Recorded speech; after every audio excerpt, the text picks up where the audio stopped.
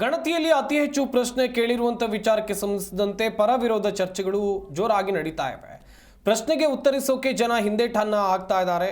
ಬೆಳಗಾವಿಯಲ್ಲಿ ಸಚಿವರಾಗಿರುವಂಥ ಸತೀಶ್ ಜಾರಕಿಹೊಳಿ ಅವರು ಈ ಹೇಳಿಕೆಯನ್ನು ಕೊಟ್ಟಿದ್ದಾರೆ. ನಿನ್ನೆ ಗೋಕಾಕ್ನಲ್ಲಿಯೂ ಸರ್ವೆಗೆ ಬಂದಿದ್ರು.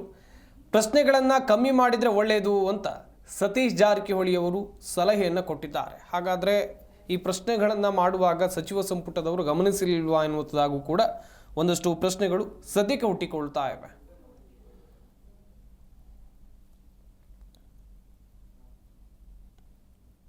ಇದ್ರೆ ಕಡಿಮೆ ಮಾಡಬೇಕಂತ, ಯಾಕಂದರೆ ಭಾಳಷ್ಟು ಇದೆ ಅಂತ 60 ಏನೋ ಇದೆ ಅಂತ ಹೇಳಿದ್ರೆ. ನಿನ್ನೆ ಕೂಡ ನಾನು ಗೋಕಾಕದಲ್ಲಿ ಬಂದಿದ್ದರು.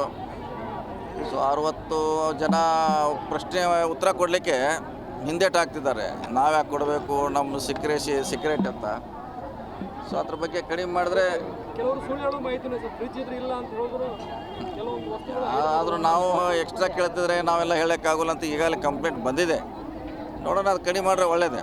ಇದ್ರೆ ಕಡಿಮೆ ಮಾಡಬೇಕಂತ, ಯಾಕಂದರೆ ಭಾಳಷ್ಟು ಇದೆ ಅಂತ 60 ಏನೋ ಇದೆ ಅಂತ ಹೇಳಿದ್ರೆ. ನಿನ್ನೆ ಕೂಡ ನಾನು ಗೋಕಾಕದಲ್ಲಿ ಬಂದಿದ್ದರು.